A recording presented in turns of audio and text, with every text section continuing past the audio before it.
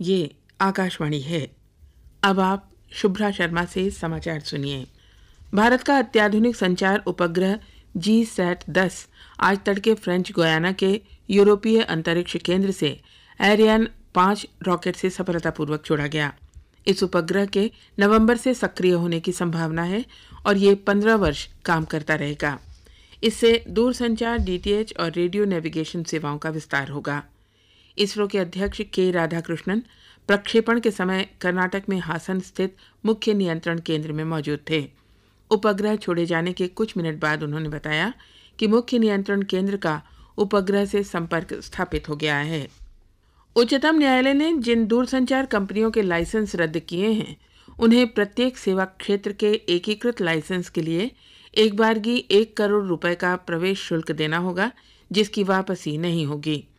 12 नवंबर से शुरू होने वाली स्पेक्ट्रम नीलामी के वास्ते आवेदन मंगाने से संबंधित नोटिस में दूरसंचार विभाग के इन दिशा निर्देशों का जिक्र है।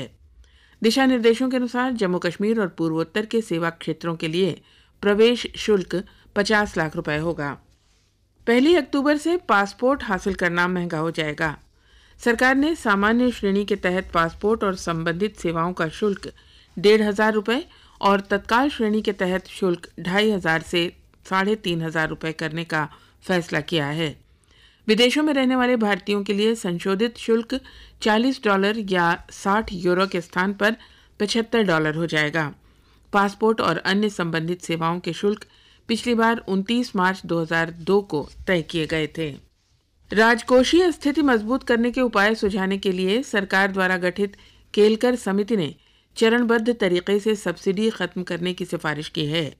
केंद्रीय वित्त मंत्रालय की वेबसाइट पर डाली गई समिति की रिपोर्ट में डीजल, मिट्टी के तेल, रसोई गैस, पेट्रोल और राशन की दुकानों के जरिए दिए जाने वाले अनाज पर सब्सिडी समाप्त करने का सुझाव दिया गया है।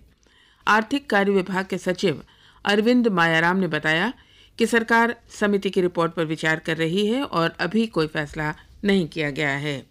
कर्नाटक के मुख्यमंत्री जगदीश शेट्टर ने कावेरी जल बंटवारे के बारे में उच्चतम न्यायालय के फैसले पर बातचीत के लिए आज बेंगलुरु में सर्वदलीय बैठक बुलाई है। उच्चतम न्यायालय ने तमिलनाडु के लिए कावेरी का प्रतिदिन 9,000 क्यूसेक पानी छोड़ने का निर्देश दिया था। बैठक में राज्य पर न्यायालय के इस आदेश के संभावित असर पर विचार किया जाएगा। इस बीच मांड्या जिले में किसान और कई कन्नड़ संगठन उच्चतम न्यायालय के फैसले के विरोध में सड़कों पर उतर आए हैं।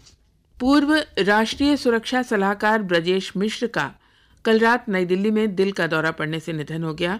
वे 84 वर्ष के थे। देश के पहले राष्ट्रीय सुरक्षा सलाहकार ब्रजेश मिश्र ने विदेश नीति से जुड़े मामलों में महत्वपूर्ण भूमिका निभाई। पेशे से राजनयिक ब्रजेश मिश्र राष्ट्रीय सुरक्षा सलाहकार नियुक्त होने से पहले पूर्व प्रधानमंत्री अटल बिहारी वाजपेयी के प्रधान सचिव भी रहे। वे संयुक्त राष्ट्र में भारत के स्थायी प्रतिनिधि रहे। उत्तर प्रदेश में वाराणसी में आज अंतर्राष्ट्रीय बौद्ध सम्मेलन शुरू हो रहा है।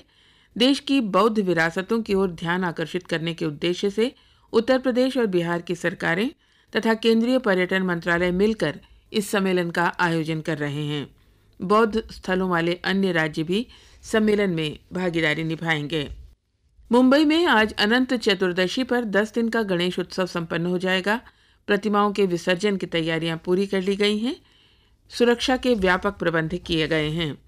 आंध्र प्रदेश में भी गणेश प्रतिमा विसर्जन के व्यापक प्रबंध किए गए हैं। हैदराबाद में भगवान गणेश की हजारों प्रतिमाएं हुसैन सागर झील में विसर्जन के लिए ले जाई जाएंगी। ICC 2020 विश्व कप क्रिकेट के ग्रुप 1 में पहले केले में आज शाम 3:30 बजे से इंग्लैंड का मुकाबला न्यूजीलैंड से और शाम 7:30 बजे से श्रीलंका का मुकाबला वेस्टइंडीज से होगा। इंग्लैंड और न्यूजीलैंड के लिए ये मैच बहुत चुनौतीपूर्ण है, क्योंकि दोनों टीमें सुपर 8 का पहला मैच हार चुकी हैं। उधर श्रीलंका और वेस्टइंडीज अपना पहला मैच जीत चुके हैं और इसमें जो भी जीतेगा उसका सेमीफाइनल में पहुंचना सुनिश्चित हो जाएगा। इसके साथ ही ये समाचार बुलेटिन समाप्त हुआ।